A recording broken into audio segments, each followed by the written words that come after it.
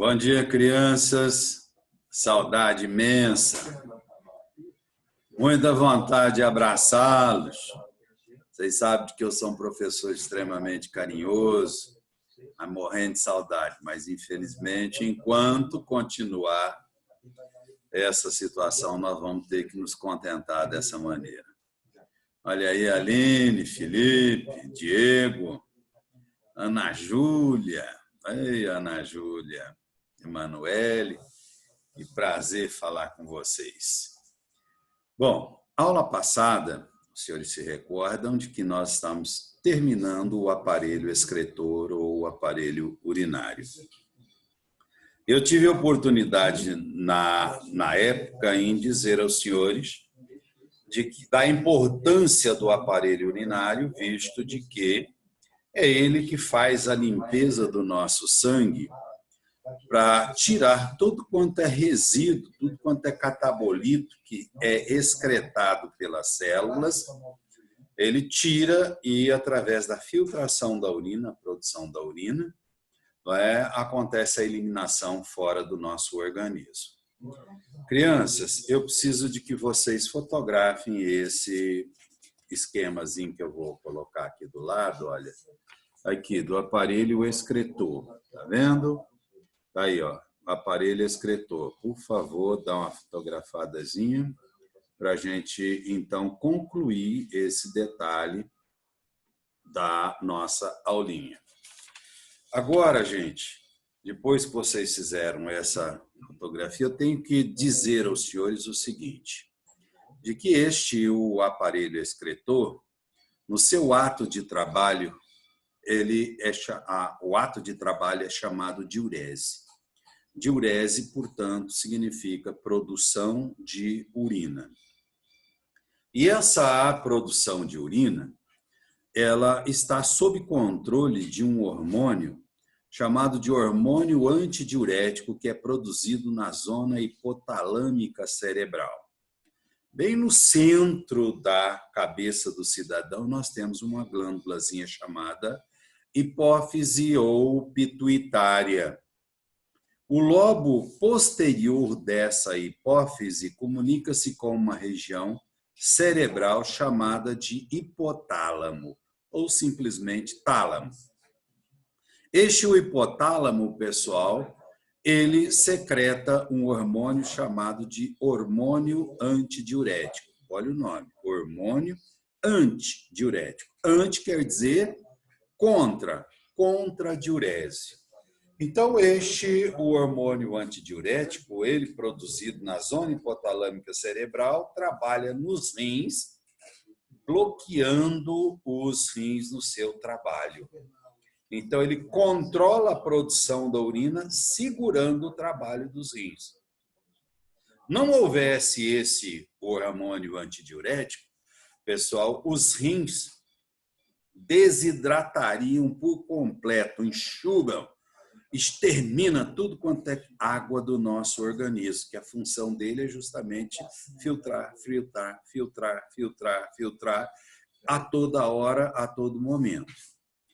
E a produção do hormônio antidiurético na zona hipotalâmica cerebral é inversamente proporcional à quantidade de água do sangue do indivíduo. Todos os senhores sabem, desde o primeiro aninho, que o nosso sangue tem 4 elementos básicos. O primeiro elemento é o chamado de plasma. O plasma é a parte líquida do sangue na qual ficam nadando 3 células. As hemácias, que são os glóbulos sanguíneos vermelhos, os leucócitos, que são os glóbulos sanguíneos brancos, e as plaquetas, que são os resíduos de células conjuntivas. Então, o sangue nosso tem 4 elementos: plasma, hemácias, leucócitos e plaquetas. Todo mundo. Calma, vou chegar no seu. O plasma, pessoal, ele é constituído por 90% de água, 9% de substâncias orgânicas em dissolução e 1% de substâncias inorgânicas em dissolução. Como é que nós fazemos a obtenção dos 90% d'água, através da ingestão alimentar. Então, a água que bebemos e a água que o alimento está liberando para o nosso organismo. O que significa, portanto, crianças, que o indivíduo estando com 90% d'água, ele está perfeitamente normal, perfeitamente tranquilo. Esse sangue com os 90% vem, banha a zona hipotalâmica cerebral, que na presença dos 90% consegue produzir naturalmente quantidade normal de hormônio antidiurético, que é jogado na corrente circulatória que chega nos rins e ali ele controla o volume de urina a ser produzido. Mas existem situações especiais. Imaginem, por exemplo, um indivíduo perdido no deserto, sem água e de dia. Sem água, porque ele não vai ingerir nada de dia, a incidência luminosa no organismo do indivíduo provoca evaporação e provoca também a sudorese. Evaporação é a transformação de água em vapores. Ele vai perder água. A sudorese é a produção do suor, ele vai perder água. Então, ele vai estar extremamente desidratado. O que significa o indivíduo desidratado? Um indivíduo com pouca água no sangue. E o sangue torna-se extremamente gelatinoso, viscoso, grosso, porque perdeu água. E na presença de um sangue com pouca água, o hipotálamo produz alta escala de hormônio antidiurético.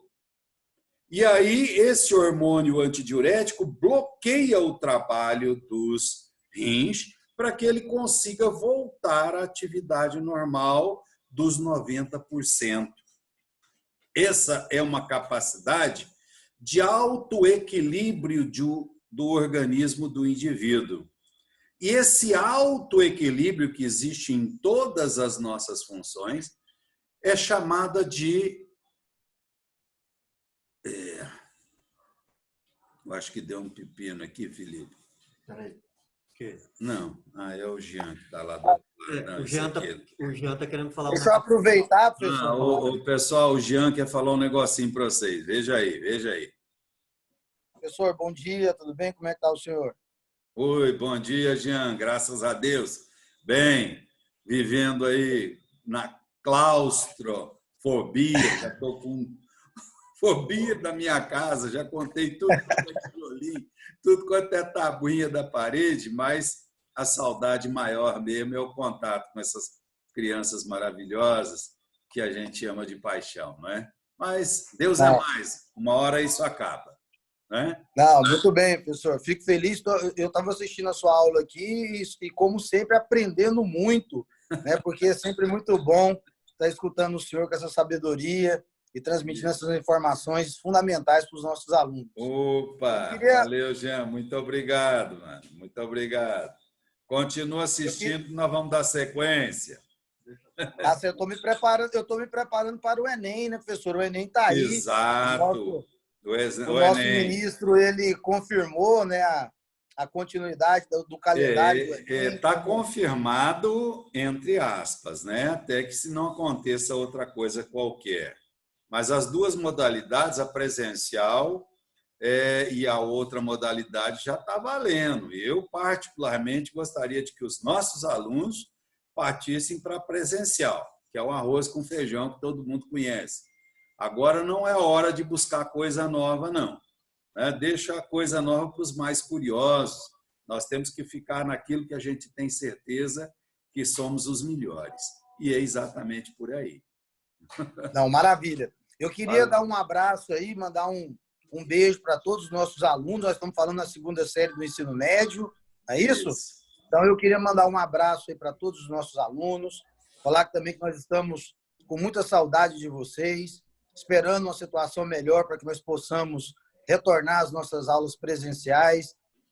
Nós temos uma previsão, de acordo com o último decreto do governo, para retornarmos agora no dia 30/5. Então, nós estamos torcendo, orando, para que nós possamos realmente confirmar esse decreto, nós possamos voltar agora dia 30/5.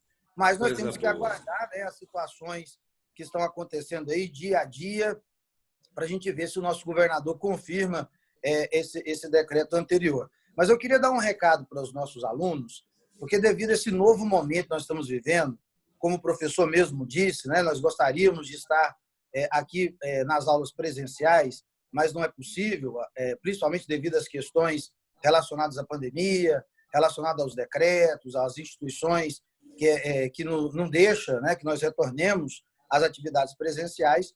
Então, como nós estamos nessas atividades não presenciais, nós vamos continuar com essas atividades até que o decreto seja confirmado, que nós possamos retomar as nossas atividades normais. Então, eu queria só salientar, tudo bem que os alunos do segundo ano, a grande maioria, ainda não estão no momento de fazer o Enem, né? Ou seja, de maneira oficial, né? De maneira que você possa ingressar na universidade, mas nós sabemos que os alunos, principalmente do primeiro, do segundo ano, eles utilizam esse momento agora do Enem para fazer como treineiros, né? Inclusive, eu estava vendo o ministro da Educação, estava vendo como é que é o nome dele? É Weintraub? O nome dele é isso, não é, professor? Eu não sei se a pronúncia está correta. O nome dessa praga, Jean. Esse caboclo não entende nada. O ministro ele estava confirmando... o ministro da Educação do Bolsonaro. Isso, ele estava confirmando. Ele é do Bolsonaro, professor, é do Brasil. Mas o que acontece? O nosso ministro ele estava confirmando que 18% de todos os alunos que fazem, no caso, o Enem, são alunos treineiros, né? Ou seja, se nós pegarmos aí que mais ou menos o ano passado nós tivemos 5 milhões de jovens que fizeram o Enem, 18% é um número considerável de alunos que fazem o Enem para pegar experiência, para poder, no caso, já ter os primeiros contatos, né, de como seria essa prova que é tão importante para o ingresso, no caso dos nossos alunos nas universidades. E só lembrando que, como foi confirmado até o momento, né, o Enem no final do ano, as inscrições estão abertas. Então, agora, do dia 11 até o dia 22 de maio, o aluno que se interessar em fazer o Enem como treineiro, ele tem que entrar lá no site do Enem, fazer a inscrição. Qualquer coisa, se tiver alguma dúvida, tiver alguma dificuldade, pode vir aqui na escola, que eu pessoalmente faço a inscrição de cada um de vocês, tá bom? Então, o Enem está aí, não vamos perder esse período, porque nós não sabemos se vai ser prorrogado, então nós temos que respeitar as datas que estão nesse momento, então, repetindo, até dia 22 de maio, ok? Segundo recadinho, para terminar, vou passar a aula para o professor, para não atrapalhar muito. Nós, devido a essa questão de aulas não presenciais, nós estamos aí praticamente entrando já no segundo mês de aula não presencial. Nós não podemos esquecer das nossas avaliações, né?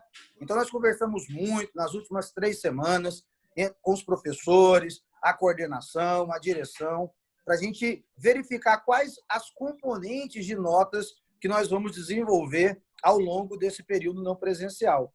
Então, essas aulas, essas lives já vão ser uma componente, no caso de notas, os exercícios e as listas de exercícios que os professores estão passando para vocês aí praticamente diariamente, é outra componente de nota.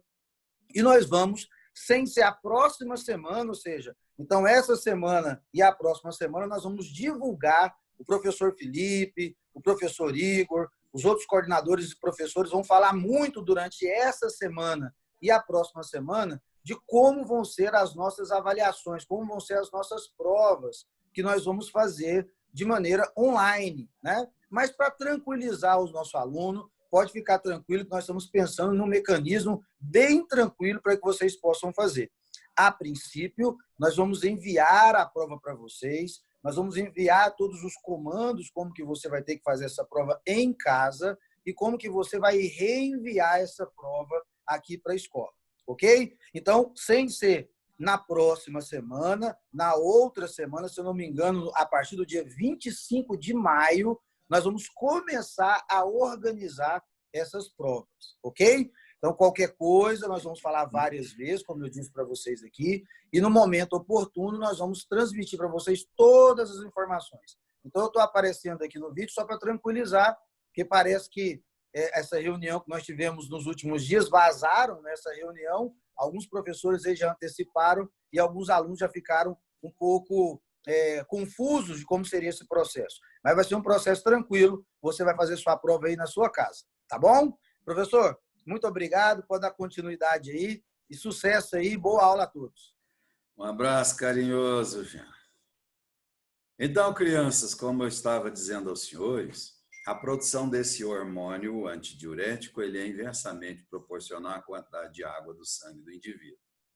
E aí, a gente colocava uma situação hipotética do indivíduo perdido no deserto e de dia, não ingerindo água, ele vai através da sudorese e da evaporação normal do organismo diminuir a quantidade d'água do organismo em si, tornando o sangue do cidadão extremamente gelatinoso.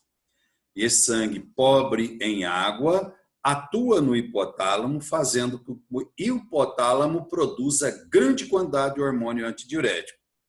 Então, a produção do hormônio antidiurético é inversamente proporcional à quantidade de água do nosso sangue. Se a quantidade de água estiver baixa, produz-se alta escala de hormônio antidiurético. O contrário, se nós pegarmos um dia tranquilo, fresquinho, que o indivíduo esteja na sombra, numa beirada de uma piscina, tomando todas, ingerindo alta quantidade de água, essa água é filtrada, cai diretamente no sangue e o sangue fica extremamente solúvel, um sangue rico em água. Na presença de um sangue rico em água, não se produz ou produz pouco hormônio antidiurético. Produzindo pouco hormônio antidiurético, pessoal, os rins começam a trabalhar à vontade, tirando toda aquela água que está em excesso no nosso organismo. Por isso que depois da gente tomar umas 4 ou 9, principalmente 9, a toda hora o caboclo tem que correr para o banheiro. É exatamente porque inibiu a quantidade de produção de hormônio antidiurético e os rins estão trabalhando à vontade para voltar à quantidade dos 90%, que é o ideal. Então, eu paralisei a aula dizendo para vocês que esse efeito é chamado de homeostase. Então, por favor, anotem aí, meus queridos. Homeostase é a capacidade de autoequilíbrio do nosso organismo. Tá? Falta uma coisa, atribui-se outra. Falta outra, funciona de outra forma. Então, esse autoequilíbrio é conhecido como homeostase. Perfeito. E assim, então, nós encerramos essa parte de aparelho excretor, aparelho urinário, né? Estou estranhando porque a Ana Júlia não mandou um cheiro para o vô que ela mais gosta. Emanuele também não se manifestou. Cadê a Dara, o Diego? Ninguém fala comigo. Eu estou falando com o computador aqui. Estou achando estranho isso. Mas tudo bem. Daqui a pouquinho, e aliás, agora nós vamos já trabalhar em aparelho reprodutor.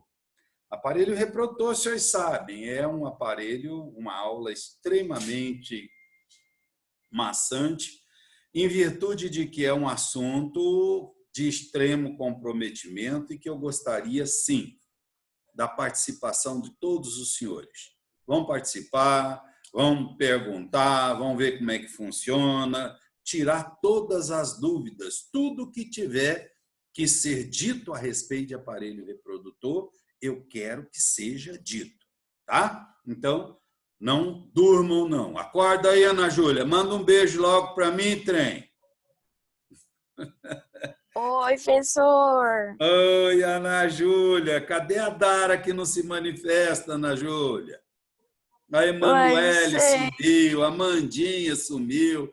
Ninguém fala comigo. Tô triste. Beijo carinhoso, minha princesa. Beijo, professor. Então tá lá, pessoal.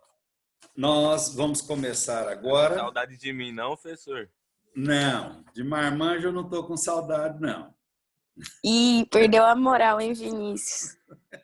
Não, mas aí, olha, gente, eu estou com saudade de todos vocês. E o que mais me faz falta, vocês sabem que eu sou um professor grudento, né? Eu adoro ter todo mundo ao meu lado, me pegando, me beijando, me abraçando. Isso é alguma coisa assim de especial, é a quantidade de amor que eu tenho para dar. Vocês sabem disso. Isso é o que está mais me fazendo falta. Hoje eu tenho saudade do aperto de mão que eu dava nas pessoas queridas. E vocês são muito queridos. Gosto mesmo muito de vocês. Então, olha lá, pessoal. Assunto: aparelho reprodutor. Aparelho reprodutor, também traduzido como gônada. Gônada, nós temos gônada masculina, gônada feminina, ou aparelho reprodutor masculino, aparelho reprodutor feminino. Eu fiz um esquema, um esboçozinho do aparelho reprodutor masculino e gostaria de que vocês, dessem um jeito de fotografar isso, para, em posteridade, se houver qualquer intercorrência, a gente ainda possa trabalhar em cima disso. Então, minhas crianças, por favor, deem uma notada nisso daí, ó, aparelho reprodutor masculino. Façam esse esqueminha aí, olha. Façam esse esquema. Fotografaram? Que beleza. Anotaram todos os nomes? Isso. Então, a explicação e como funciona, eu vou comentar com os senhores numa próxima oportunidade. O Jean gastou um pouquinho do nosso tempo, mas em prol dos conhecimentos que tinha que passar para vocês. Um abraço carinhoso. Amo vocês de paixão. Viu? Ô, Ana Júlia, manda um beijo pro tio. Beijo, professor. Para vocês todos. Tchau, tchau, gente.